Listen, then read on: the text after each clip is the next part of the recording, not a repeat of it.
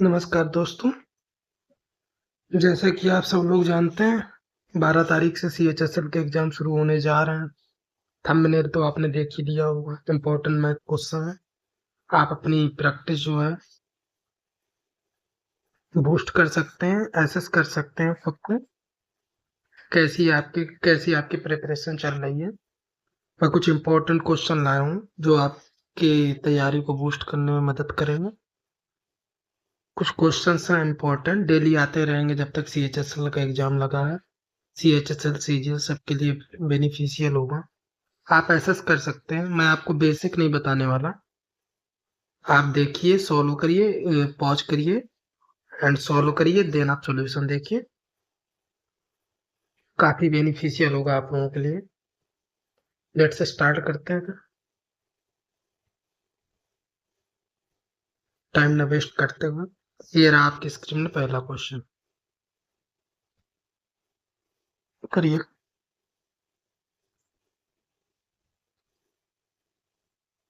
The angle of elevation of the top of a tower from 2 points A and B at a distance of A square and B square from the base and the same straight line with it are complemented. The height of the tower is।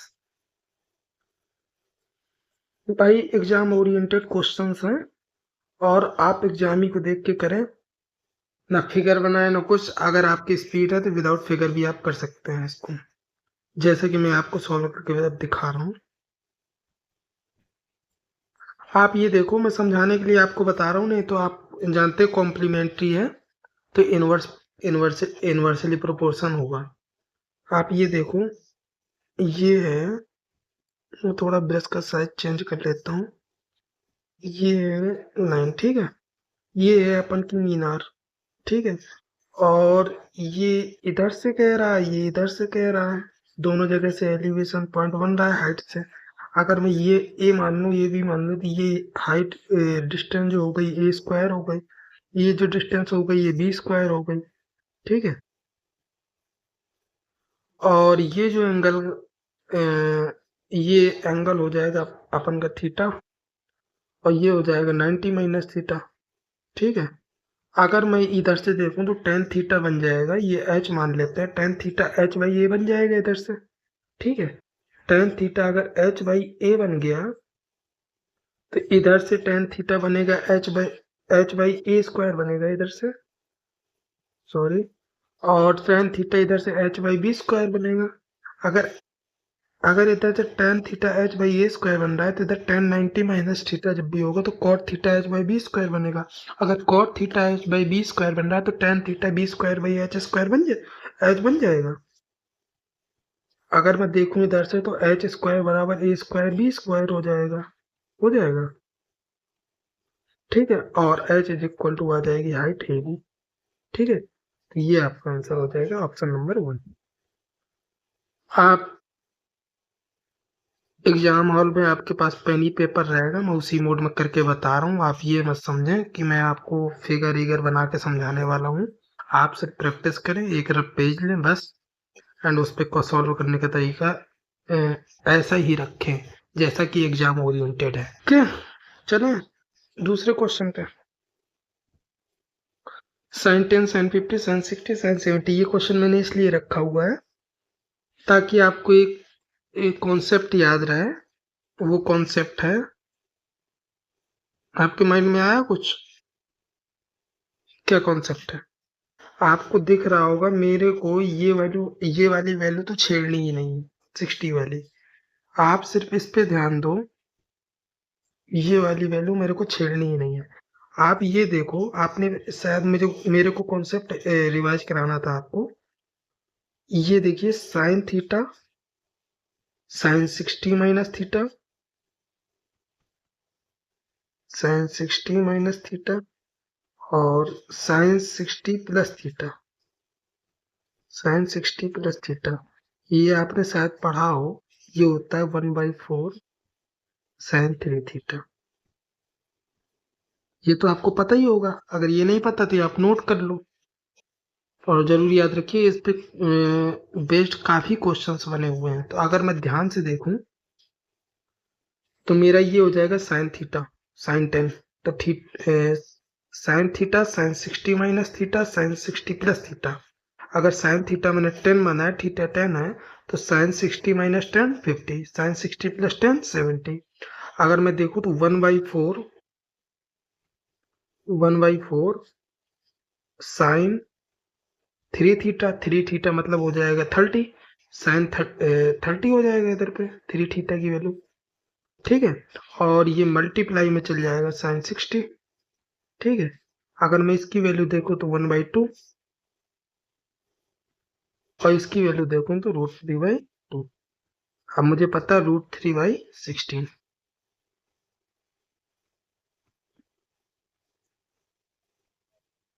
तो option number 1 is correct.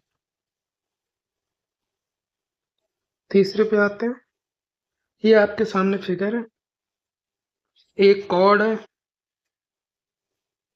एक tangent है, circle O A B का area पूछा हुआ है आपसे।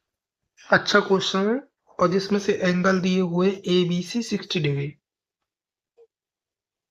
करिए।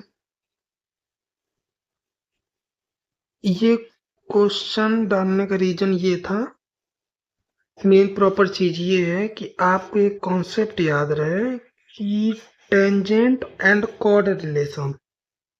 आपको पता है, आपको पता ही होगा। ये देखिए आप, ये वाला जो एंगल है, ये अगर मैंने माना थीटा, ठीक है, अगर ये थीटा है कॉर्ड एंड टेंजेंट के बीच का एंगल, तो ये मेजर सेगमेंट में ये ऑटोमेटिकली थीटा बन जाएगा। मानते हैं आप टेंजेंट कॉर्ड थ्योरम से? अगर ये टेंजेंट एंड कॉर्ड के बीच का थीटा एंगल है, तो सर्किल के मेजर सेगमेंट पे उसी कॉर्ड और टेंजेंट द्वारा बनाया हुआ एंगल थीटा ही होगा। अगर ये 60 है तो ये 60 होगा। और दूसरी थ्योरम, सरकमफ्रेंस पे बना हुआ एंगल सेंटर पे बने हुए एंगल का आधा होता है, तो ये एंगल हो जाएगा 120। 110, और 120 हो गए तो ये दोनों तो रेडियस है। अगर ये दोनों रेडियस है तो ये 30-30 हो जाएंगे दोनों, A and B, O A B and O B A. अगर ये 120 ये 30 है, तो क्या मैं एंगल नहीं निकाल सकता? 1/2 ए बी साइन थीटा से एरिया ऑफ ट्रायंगल, अपोजिट साइडों का मल्टीप्लाई एंड बीच के साइडों का angle 1/2 A B sine theta. A B हो जाएगा r², तो r तो हमको पता है 6 × 6 36, 36 इंटू साइन थीटा 120, साइन 120 कितना होता है, sine 90 plus theta, sine 30 √3 cos 30 √3/2। ये मेरे को पता चल जाएगा 9√3। ये मेरा आंसर है चलिए। ओके, नेक्स्ट क्वेश्चन हम मूव करते हैं। ये क्वेश्चन इसलिए रखा हुआ है, ये बहुत ज्यादा रिपीटेड क्वेश्चंस है, टी की वैल्यू निकालनी है जिसके लिए एक यूनिक सॉल्यूशन होगा। आपको यूनिक सॉल्यूशन पता लगाना है। यूनिक सॉल्यूशन के लिए आपको पता है कि यूनिक सॉल्यूशन कब हो सकता है। आपका आप 3 पॉसिबिलिटी होती है। देखिए, एक तो लाइन ये यूनिक सॉल्यूशन बनाएगी। एक लाइन ये, इस पे कभी भी नो सॉल्यूशन बनेगा क्योंकि ये पैरेलल लाइन है। और तीसरी कंडीशन ये है कि इसी लाइन पे एक और लाइन सुपर इम्पोज कर जाए, तो इसके तो इनफाइनाइट सॉल्यूशन बन जाएंगे, बनेंगे नहीं। तो इस कंडीशन पे क्या है कि 1 सॉल्यूशन बनेगा, इस कंडीशन पे क्या है नो सॉल्यूशन बनेंगे, इस कंडीशन पे क्या है मैनी सॉल्यूशंस बनेंगे। इस कंडीशन पे क्या होता है, 1 सॉल्यूशन यूनिक सॉल्यूशन तभी बनेगा जब a1/a2 लाइन की जो इक्वेशन के ax plus by plus c equation होती है, उसमें क्या होता है, अगर मैं a1/a2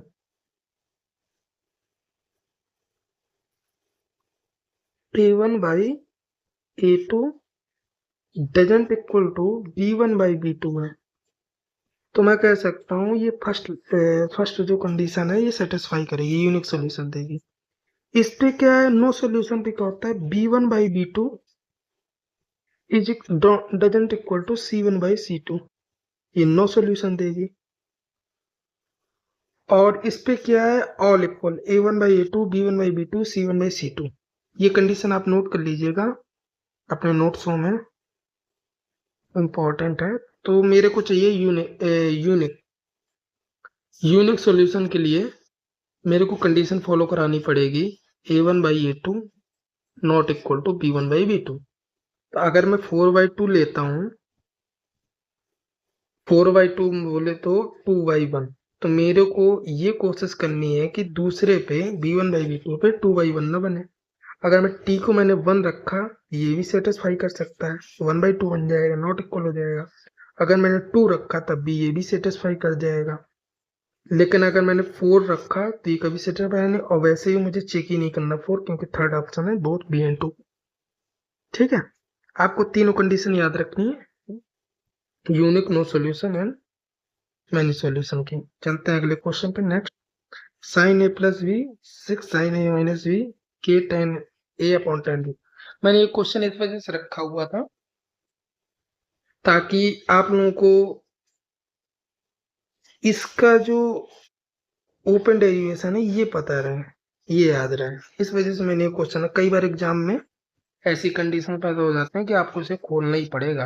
आप यहाँ पर देखो, आप वैल्यू पुटिंग से कर सकते हो उसको, आप नहीं कर सकते, आपको इसे ओपन ही करना पड़ेगा। तो मैंने इस वजह से रखा हुआ था ताकि आपको याद हो जाए। साइन ए, मैं यहाँ पे करता हूँ sign A cos B plus cos A sine B, ठीक है। और इधर पे हो जाएगा 6 sign A cos B minus cos A sine B,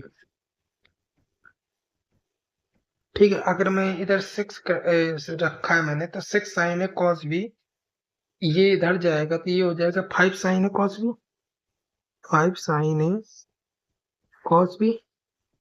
और अगर मैं इसको यहाँ लाता हूँ तो ये हो जाएगा 6 ऐसे 7 कॉस ए साइन बी, ठीक है, ये इक्वल हो जाएगा। अगर मैं देखूं इधर से साइन अपॉन कॉस, ये हो जाएगा टेन ए, इधर हो जाएगा। और इधर देखो तो टेन बी हो जाएगा, मेरे से पूछा tan A upon tan B, तो टेन बी को मैं इधर ले जाऊंगा, tan B is equal to 7/5। I hope समझे होंगे, इधर ऑप्शन 3/5, 7/5 ऑप्शन नंबर 2 है।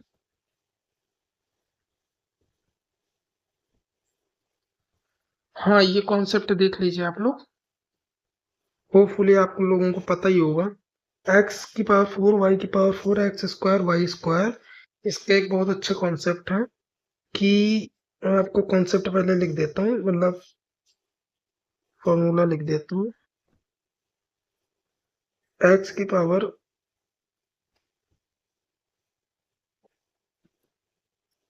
एक सेकेंड रुकिएगा,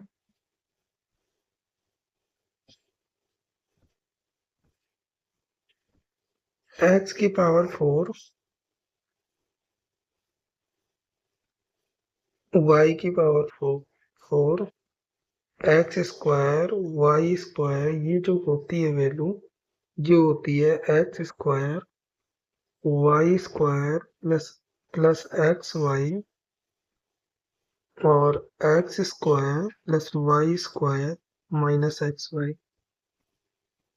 अगर आप लोगों को ये पता नहीं है, आप इसे नोट कर लो, बहुत काम की चीज है, एग्जाम में बहुत हेल्प करेगी आपको। अब मेरे को चाहिए, अगर मेरे से ये पूछा है, आप खुद ही सोचो तो ये क्या लिखा हुआ है बेसिकली, ये X square plus Y square upon X square Y square तो लिखा हुआ है, ठीक है। तो मेरे को चाहिए एक्स स्क्वायर वाई स्क्वायर और एक्स वाई, मेरे को दो ही चीजें तो चाहिए। अगर मैं इधर से 21 इसकी वैल्यू रख देता हूँ, इधर पे 21 इसकी वैल्यू रख देता हूँ, और इसकी वैल्यू है मेरे पास 7, अगर इसकी 7 है, इसकी 21 है, तो इसकी 3 हो जाएगी। अगर इसकी 3 हो जाएगी और मैं दोनों को ऐड कर देता हूँ, इसकी वैल्यू 3, इसकी वैल्यू 7, अगर दोनों को ऐड कर देता हूँ तो X square plus Y square आ जाएगा 10, लेकिन 2x² प्लस 2y स्क्वायर आएगा, तो X square plus Y square आ जाएगा मेरा इधर पे 5 आ जाएगा। अब मेरे को चाहिए एक्स वाई। अगर मैं इसी में से इसको माइनस कर देता हूँ, ठीक है, तो मेरे पास आ जाएगा X square plus Y square plus X Y minus X square minus Y square plus X Y, तो 2xy जो आ जाएगा -4 आ जाएगा, आ जाएगा 2xy जो आ जाएगा मेरे पास, और 3 - 7 -4 आ जाएगा, तो एक्स वाई की वैल्यू आ जाएगी मेरे पास -2। जब एक्स वाई -2 आ गया तो एक्स स्क्वायर वाई स्क्वायर आ जाएगा 5/4। आप लोगों को एग्जाम में हर एक स्टेप नहीं करना है पेज पे, कई कई स्टेप जो है, जो आपको लगे कि ये स्टेप आप लिखना चाहिए वही लिखें, नहीं तो कई स्टेप माइंड पे ही करें, तभी आपकी प्रिपरेशन अच्छी है। नेक्स्ट क्वेश्चन पे चलते हैं। The length of three side of triangle are respectively 48, 55, 73. What is the length of the medium joining the midpoint of the longest side to the opposite vertex? Length of median joining the midpoint. यहीं पे game हो रहा है भाई। यहाँ पे आप line पढ़ रहे हो ये वाली, median joining the mid point. आप ये देखो, एक ये ट्रायंगल है, ठीक है, right angle. First of all तो आपको इतना तो उम्मीद करता हूँ 48, 55, 73 जो है ये वर्टेक्स है राइट एंगल ट्रायंगल में। 88, 73। आप एक चीज, ये क्वेश्चन डालने का मतलब ये इतना था, आप एक चीज देखो कि ये कह रहा है कि ये मिड पॉइंट पे मीडियन जो है मिल रही है। अगर ये मिड पॉइंट है हाइपोटेनस का, राइट एंगल ट्राइंगल है, अगर ये और ये मिड पॉइंट है, तो आपको ये पता नहीं ये सरकम सेंटर होगा 100%। अगर ये मिड पॉइंट है तो ये सरकम सेंटर होगा, सरकम सेंटर से ये भी साइड इक्वल होगी, ये भी होगी, ये भी होगी। अगर ये 73 है, ये मिड पॉइंट है, तो ये 36.5 होगी, ये भी 36.5 होगी, ये भी 36.5 होगी। देन क्या पूछा है, माध्यिका की लंबाई, इस यही पूछा है आपसे, तो 36.5 होगी। कॉन्सेप्ट सिर्फ इतना था, अगर हाइपोटेनस राइट एंगल ट्राइंगल है, हाइपोटेनस पे मिड पॉइंट पे ज्वाइन करते हैं, तो ये सर्कम सेंटर होगा, और ये तीनों की जो लेंथ होगी और रेडियस ये बेसिकली हुई, ये तीनों की लेंथ जो होगी वो इक्वल होगी।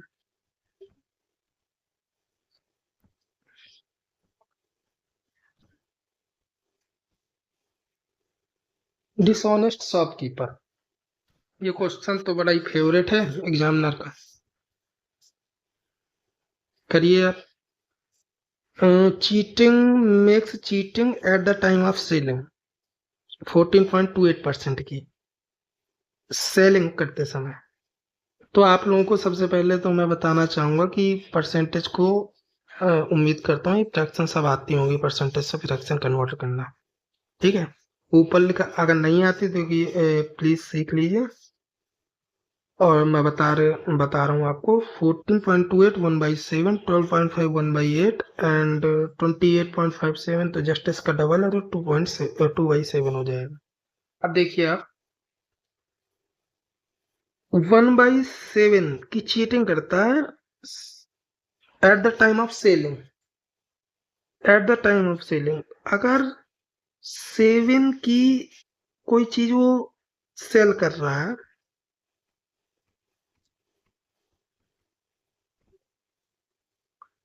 1/7 इसका हुआ 1/7, ये क्या लिखा हुआ है,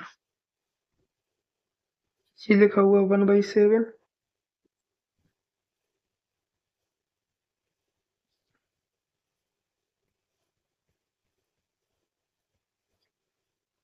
ये लिखा हुआ है 2/7,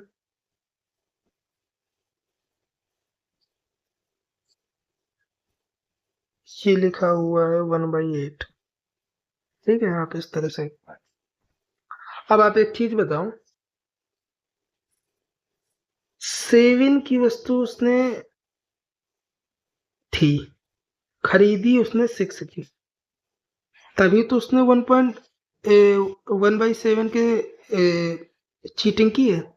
7 रुपए कीमत थी, 6 रुपए की उसने खरीदी at the time of selling price. और जब वो वस्तु खरीद रहा है at the time of buying, तो उसने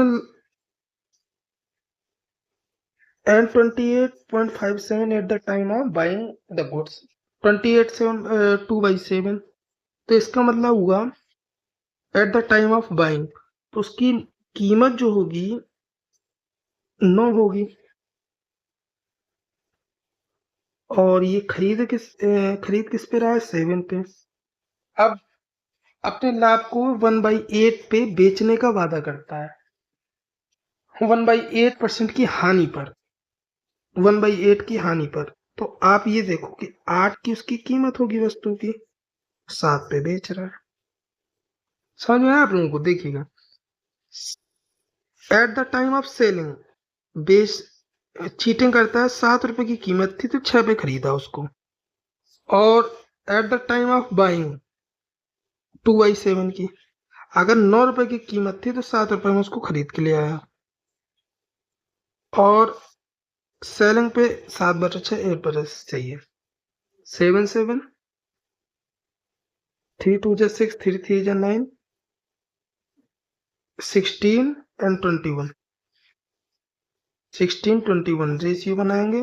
16 5 21, 5/16, 500/16, 48, 31 पॉइंट समथिंग आएगा, लेकिन 30 48, 30.1, 16.31.3 समथिंग आएगा, 2। तो 31 ये लॉस का है मेरे हिसाब से। ये क्वेश्चन इसमें ये वाला रॉन्ग है इस पे। ये ऑप्शन दो मैच नहीं, वो सेम हो गया ऑप्शन। आप देख लीजिएगा, नहीं 31.25 आएगा। चलते हैं नेक्स्ट क्वेश्चन पे। Perimeter of triangle is 36 unit, it's area can not be more than square unit. आप एक बात बताओ मेरे को,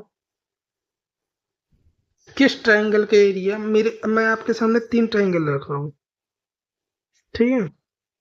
एक है राइट एंगल ट्रायंगल, ठीक है, एक है एक्यूट एंगल ट्रायंगल, ये स्केलिंग ट्रायंगल मान लीजिए। एक है आइसोस्केलस, ये दोनों इक्वल है और ये कोई इक्वल नहीं है, ठीक है। और एक है इक्विलेटरल ट्रायंगल, तो ये आप बताओ इनमें से किसका एरिया मैक्सिमम होगा? आप कॉस इक्विलेटर ट्रायंगल का होगा हमेशा मैक्सिमम एरिया। तो बस वही कॉन्सेप्ट था इक्विलेटर ट्रायंगल के एरिया का। आप ये इसका एरिया पूछा है, मैक्सिमम हो सकता है, तो आपको पता है area of equilateral triangle √3/4a²। अगर ये 36 इसका पेरीमीटर है तो 12 इसकी साइड हो जाएगी। a² की जगह मैं 12 रख देता हूँ तो 144, 4 3 जा 12, 4 6 जा 24, 36√3 आंसर। इसका एरिया जो है, जिसका पेरीमीटर 36 है, उसका एरिया कभी भी 36√3 से मैक्सिमम नहीं हो सकता। कॉन्सेप्ट इतना था कि इक्विलेटर ट्रायंगल का एरिया ही मैक्सिमम होता है। ओके, आई होप आप लोग समझे होंगे। चलते हैं नेक्स्ट क्वेश्चन पे।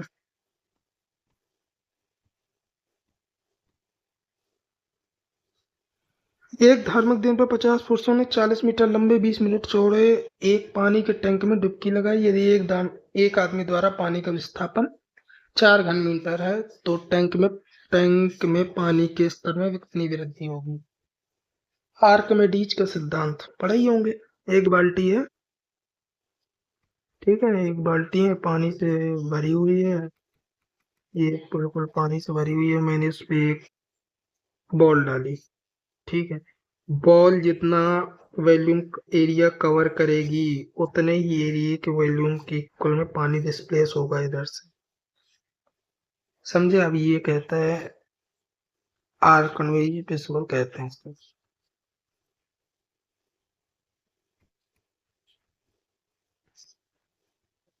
ठीक है। तो क्वेश्चन अपना कह रहा है अगर मैं एक टैंक है, अगर उसकी एलवीएच अगर वॉल्यूम निकालूं उसका तो 50 इंटू, नहीं सॉरी 50 तो मैं उसकी अगर मैं वो लूं साइड से लूं 40 उसकी लॉन्ग लेंथ हो गई, 20 उसकी ब्रेथ हो गई, हाइट उसकी मुझे निकालनी कितनी डिस्प्लेस होके हुई, ठीक है।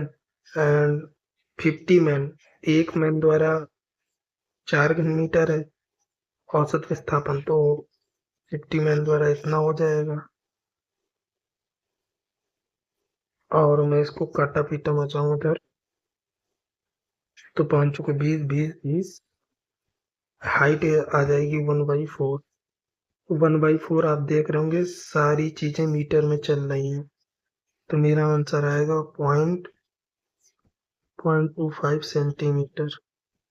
तो उस बाथ टब की ये जो भी है उसकी हाइट कितनी रेज हो जाएगी 0.25 centimetre. Option number 1 is correct. आया समझ में। यहाँ चलते हैं अगले क्वेश्चन पे। ये क्वेश्चन बड़ा ही अच्छा है। अगर चीनी का मूल्य 10% कम कर दिया जाए तो एक व्यक्ति 270 रुपए में 1 किलो ज्यादा चीनी खरीद सकता है। If the sugar price is decreased by 10%, a man could buy 1 kg more for 2 centi।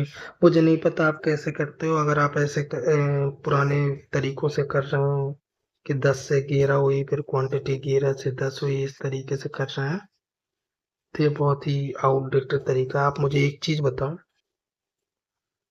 कि 1 किलो उस पर्सन ने कब ज्यादा खरीदी, जब 10% प्राइस कम हुआ। अगर मैं 270 का 10% निकालूं तो ये 27 ही तो होगा भाई। 27 पे ही उसने एक किलोग्राम ज्यादा खरीदी है, मानते हैं आप नहीं। अगर 27 पे 1 किलोग्राम ज्यादा खरीदी है तो 270 पे उसने कितनी खरीदी होगी 10 किलोग्राम। अगर इसने 1 किलोग्राम इस मूल्य पे ज्यादा खरीदी तो पहले उसने खरीदी होगी 9 kg। अगर 9 kg उसने खरीदी होगी तो 9 3 या 27 30 के मूल्य पे खरीदी होगी। ये ₹30 के जी, ये ₹27 के जी। इस पे इसने खरीदी थी 10 kg चीनी, इस पे इसने खरीदी 9 kg चीनी, 1 kg ज्यादा कर ली। तो पहले उसका जो चीनी का प्राइस था वो 30 था, अब जो प्राइस है 27 है। एक लाइन का क्वेश्चन था तो पूछा क्या है, तो प्रति किलोग्राम मूल कीमत क्या है, मूल कीमत 30 आ गई। इट्स टू इजी यार। ABC is a right angled at B. Let D be the midpoint on AC. BD 6.5. Then what is AB square है ये plus BC square equal to. आप देखो एक राइट एंगल ट्रायंगल है, मैं बना लेता हूँ। ये एक राइट एंगल ट्रायंगल है, ठीक है, और राइट एंगल है ये ABC पे है, ठीक है। Let D is the mid point of AC। फिर वही मुझे लग रहा कॉन्सेप्ट है जो प्रीवियस अभी करके आए हम लोग, ये D है इसका मिड पॉइंट, ठीक है, ये D इसका मिड पॉइंट है। अब मेरे से पूछा BD दिए हुए 6.5। अगर ये मिड पॉइंट है तो आपको अभी अभी बताया मैंने कॉन्सेप्ट, ये 6.5 है, ये भी 6.5 होगी, ये भी 6.5 होगी। मेरे से पूछा है A B square plus B C square. आपको पता है राइट एंगल ट्रायंगल में A B square plus B C square बराबर होता है सी ए स्क्वायर। इन दोनों का स्क्वायर जो होगा, सी ए स्क्वायर मैंने बताया ये तीनों इक्वल होंगे, तो ये 6.5 हो जाएगा, ये भी 6.5 हो जाएगा, तो हो जाएगा 13 टोटल। 13 का स्क्वायर हो जाएगा 169। आपको बस देखते ही क्वेश्चन उड़ाने हैं, उधर पे सोचना नहीं है ज्यादा। यकीन मानो यही कॉन्सेप्ट रिवाइज होते हैं उधर पे, ज्यादा ना, मतलब 2 या 3 क्वेश्चन ज्यादा आ जा, ज्यादा से ज्यादा 3-4 क्वेश्चन में आपकी अगर प्रिपरेशन अच्छी है तो पेन ही उठाना पड़ेगा, नहीं तो मोस्टली 21-22 क्वेश्चन तो आप ऐसे ही कर ले जाओगे। हाँ, इसका कॉन्सेप्ट देखिए, इसमें मैंने आपको ऑप्शन नहीं दिया, ऑप्शन आप लिख लो 2 cos theta, 2 sin theta, 2 cos 2 theta, 2 sin 2 theta. आप यकीन मानो एग्जाम में यही प्री की बातें कर रहा हूँ मैं, प्री में यही एग्जैक्ट ऑप्शन ऐसे ही देखने को मिलेंगे आपको। मैं आपको सिखाने ये नहीं आया कि आप इसको 2 ओपन करो फिर 1 प्लस cos 8 थीटा आएगा, फिर इसके लोगों 2 cos स्क्वायर 4 थीटा बनेगा, फिर रूट निकालो तो 2 cos 2 थीटा आएगा। इस तरीके से तो आप करके निकाल लोगे, आंसर आएगा इसका 2 cos थीटा। ठीक है, और एक चीज और बता दूं, फिर बताऊं इसका क्या कॉन्सेप्ट है। cos 2 थीटा याद रखिएगा, जो मेन इंपॉर्टेंट है इस क्वेश्चन के लिए। cos 2 थीटा होता है 2 cos स्क्वायर थीटा माइनस 1, एक होता है 1 माइनस 2 sin स्क्वायर थीटा, एक होता है cos square theta minus sin square theta. ये तीनों चीजें आपको याद रखनी है, ये cos 2 थीटा के फॉर्मूले में बहुत ज्यादा ये इंपॉर्टेंट है और बहुत ज्यादा पूछे जाते हैं। तो इस क्वेश्चन में ये सिखाने आया था भाई कि आपको एग्जाम में तो सॉल्व करने नहीं लग जाना, पता चला आपको 2 मिनट टीसी में चला जाए। आप ये देखो, मैं ये सिखाने आया हूँ, 2 cos 8 थीटा है, आपको पता है cos 2 थीटा मतलब 2 cos square theta minus 1, 2 theta से थीटा में जा रहा है, मतलब हाफ हो रहा है। आप ये देखो 8 थीटा से रूट से निकलेगा 4 थीटा में जाएगा, 4 थीटा से इधर से रूट से निकलेगा 2 थीटा में जाएगा, 2 थीटा से अगर ये बाहर निकलेगा तो थीटा में आएगा। जस्ट हाफ ही कर रहा हूँ मैं, 8 से 4, 4 से 2, 2 से 1। Option number 1 is right. कहीं cos थीटा 1 पे नहीं है, एक ही है ऑप्शन। यही एग्जैक्ट याद रखिए, यही ऑप्शन आपको नजर आएंगे उधर पे, एक ही cos थीटा मिलेगा मोस्टली। नहीं मिल रहा तो आप सॉल्व कर सकते। नेक्स्ट क्वेश्चन चले।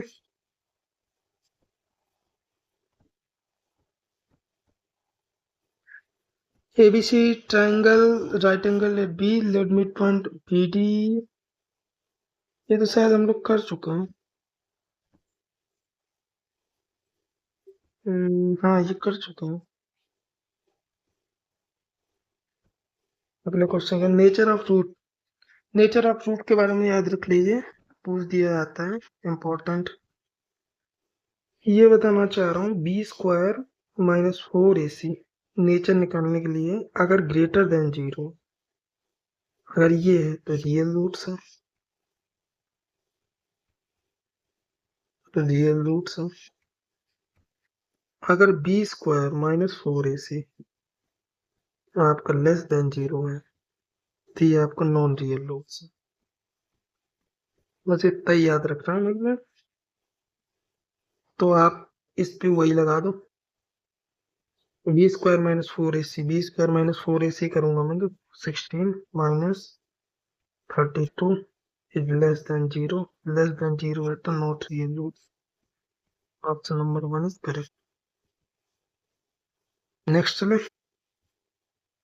Compound interest calculated at a certain rate on a certain sum of money X for second year and third year is 772 847। मेरे को कुछ नहीं करना, मेरे को ये पता चला दूसरे से तीसरे में 770 से 847 हो रहा है। ठीक है, मेरे को ये देखना खाली 70, 47, 30, 77, मतलब 77 मिला। किस पे मिला? 770 पे मिला इंटू 100। तो रेट क्या चल रहा है मेरे को पता चल गया 10%। अब अगर रेट मेरे को 10% पता चल गई है तो मेरा काम खत्म। क्वेश्चन हो गया सॉल्व। 10% है तो आपको टी बनाना तो आता ही होगा। 10% है तो मैंने वैल्यू मान ली 100। ये ट्री बनाया तो ये फर्स्ट ईयर का हो गया, ये सेकेंड ईयर का हो गया। ठीक है, अगर इस पे 10 मिला, इस पे 10 मिला, सेकेंड ईयर पे इस पे फिर मिलेगा, इस पे मिल जाएगा 1। तो सेकेंड ईयर का जो मेरा अमाउंट सी आई बनेगा वो बनेगा 11। 11 की वैल्यू भी तो मुझे 770 दी हुई है। तो एक की वैल्यू आ जाएगी 770/1। 11 इंटू 100 की वैल्यू मुझे प्रिंसिपल निकालना है। 7000 प्रिंसिपल आ गया। ठीक है, आपको ट्री बनाना आता है ना? बता दूं मैं?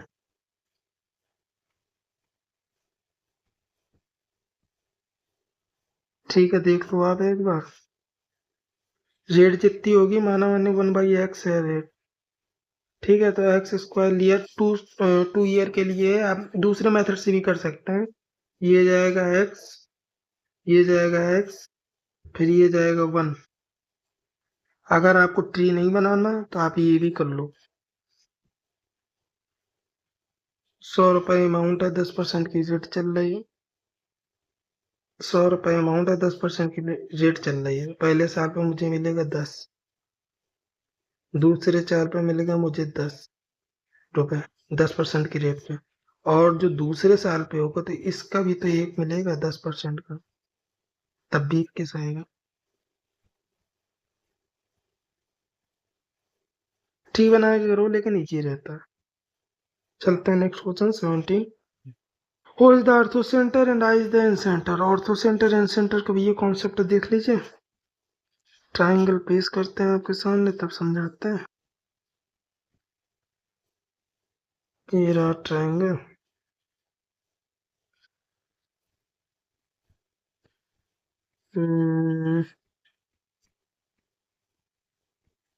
ठीक है, मैंने सपोज किया ये एक बिंदु है आई और ये एक बिंदु है ओ। ठीक है, ये ओ है, ये ये आई है।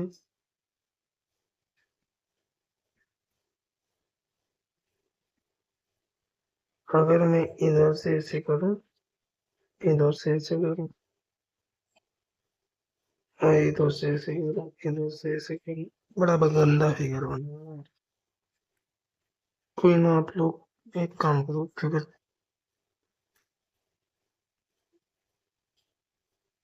ए बी सी। ठीक है, अब ये याद रखो, ये जो एंगल है ए, ये जो क्या बोलते हैं इन सेंटर पे जो अगर ये थीटा है, एंगल ए थीटा है, तो इन सेंटर पे जो एंगल बनेगा ये बनेगा 90 प्लस थीटा/2। मेरे को ये समझाना था। 90, छोटे मैं फिर से समझाता हूँ। ये फिगर बहुत गंदा बन गया।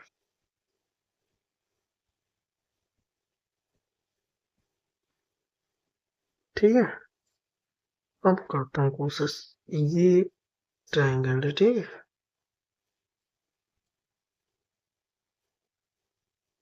ये मैंने माना आई है इन सेंटर, ये मैंने माना ओ है ऑर्थो सेंटर, ये मैंने माना आई है इन सेंटर, ये मैंने माना ऑर्थो सेंटर। अगर ये थीटा है, ये मैंने माना ए, ये मैंने माना बी, ये मैंने माना सी। अगर ये थीटा है तो इन सेंटर पे जो बना एंगल होगा, आई वाला एंगल जो होगा 90 प्लस थीटा/2, ये बताना चाह रहा हूँ। ठीक है, और जो ऑर्थो सेंटर पे बनाया जो एंगल होगा, एंगल ओ ए सी जो होगा वो होगा 180 माइनस थीटा। ये तो पता ही होगा आपको, बस यही रिवाइज कराना था आप लोगों को। अब इस पे आपको क्या कह रहा, B I C minus B O C, मतलब बी आई सी ये B O A B C, sorry ये बी है तो बी ए सी, तो बी ए सी जो होगा 180 minus theta, 90 plus theta by 2 minus 180, तो इधर हो जाएगा minus 90 plus 3 theta by 2 is equal to हो जाएगा 90, ये 90 इधर जाएगा 180, ठीक है, इधर 180 हो जाएगा, ये हो जाएगा 60, 3 से कट करेंगे तो 60, तो थीटा इज इक्वल टू आ जाएगा 120 आंसर। आपको इतना याद रखना है, इन सेंटर में बना हुआ एंगल सामने वाले वर्टेक्स के एंगल का जस्ट 90 प्लस थीटा बाई 2 है, एंड जो ऑर्थो सेंटर में बना एंगल होगा वो सामने वाले वर्टेक्स के एंगल का 180 माइनस थीटा होगा। बस यही रिवाइज करने का। आगे चलते हैं 18th नंबर क्वेश्चन पे। पेज है आपके सामने अलजेब्रा का मस्त सा क्वेश्चन, ऐसे करते हैं, ट्राई करिए आप लोग भी। x plus 1/x is equal to 2 है, तो मेरे हिसाब से मेरे को पहले निकालना पड़ेगा इसमें x square plus 1/x square जो होगा वो होगा 2 माइनस 2 0, एक्स की पावर 4 जो होगा प्लस 1/x की पावर 4 जो होगा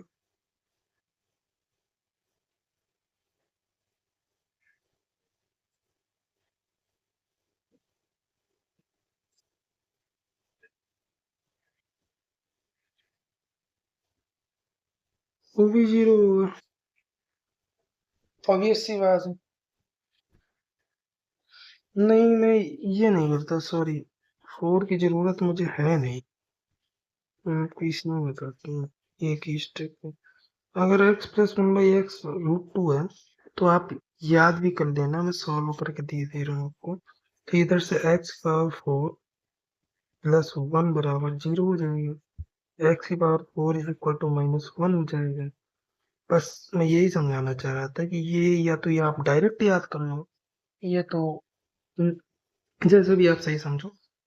x की पावर 4 अगर -1 है तो x की पावर 96 क्या होगा, 1 होगा, 1/, इवन से इवन में जा रही है, आंसर हो जाएगा। तो मतलब x plus 1/x is equal to √2 है, तो x की पावर 4 इज इक्वल टू हमेशा -1 होगा। एक दो कॉन्सेप्ट इस पे और है, मेरे मुझे याद आ गया, आप देख लो।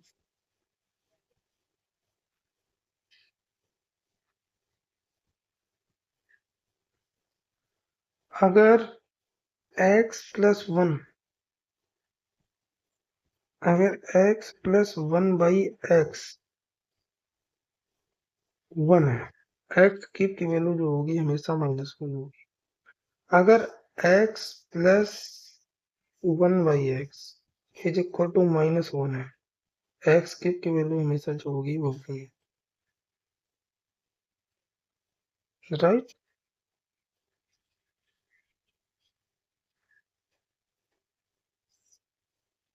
हाँ शायद यही है, x plus 1/x is equal to 1, x को -1, ठीक है, x plus 1/x equal to -1, then x³ 1, right यही है। चलते हैं अगले नंबर क्वेश्चन पे 19 पे। A and B can fill a tank 30 minutes 40 minutes respectively while pipe C can drain off 51 liter of water per minute. If all these three pipes are open together, the tank is filled in 90 minutes. What is the capacity of the tank? करिए, करता है। 30, 30, 40 मिल रहा है और तीनों मिलके बच रहे हैं 90। मेरे को पता है ये प्लस वाला है, ये प्लस वाला है, इसमें प्लस प्लस माइनस है, ठीक। एलसीएम लूंगा 360, 12, 9, 4, ठीक है। आप ये बताओ अगर इन दोनों की इफिशिएंसी 12 और 9 है और तीनों की इफिशिएंसी मिला के 4 हो गई है, तो 12 और 9 21 और 21 से 4 हो गई है, तो इसका मतलब जो ड्रेन ऑफ वाला पाइप है उसकी इफिशियंसी 17 रही होगी 100%। मानते हैं आप कि नहीं? अगर उसकी इफिशियंसी 17 लीटर प्रति मिनट की रही होगी, लेकिन क्वेश्चन में कह रहा है 51 लीटर प्रति मिनट है, तो ये जस्ट इसका 3 टाइम्स है कि नहीं है? अगर ये जस्ट इसका 3 टाइम है तो ये भी जस्ट इसकी इफिशियंसी वो क्या बोलते हैं कैपेसिटी जो होगी जस्ट 3 टाइम हो जाएगी। तो ये 1080 इस तरीके से। अगले क्वेश्चन पे आता है। बड़ा ही शानदार क्वेश्चन है, लग रहा है हल्का मिसप्रिंट हो गया है। ये क्वेश्चन ऐसा है कि 0.7245 ऊपर है bar is equal to a/b। इस टाइप का क्वेश्चन था, आप इसको करो।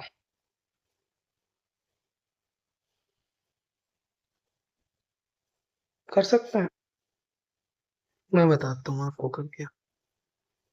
अगर ये इस टाइप का है तो आप ये कर लो, मैंने लेट कर ली ये वैल्यू जो है x इज इक्वल टू 0.7245। ठीक है, इधर मैंने बार लगा दिया।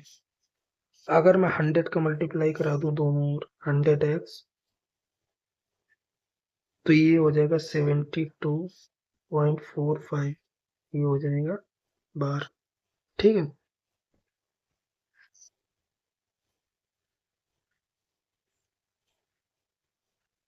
अब आप ये देखो कि मैं इसको लिख सकता हूँ 100x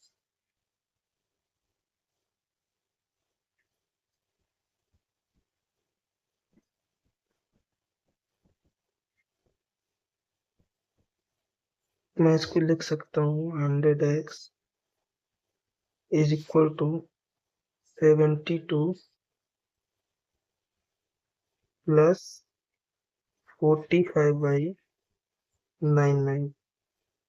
इसको लिख सकता हूँ 9 इसको लिख दूंगा 770 और 22। ठीक, 792 792 597 797 मतलब 797/11। तो ये हो जाएगा, नीचे 100 ले आएंगे तो 1100। तो ये मेरे को x की वैल्यू मिल गई, x की वैल्यू मेरे को मिल गई।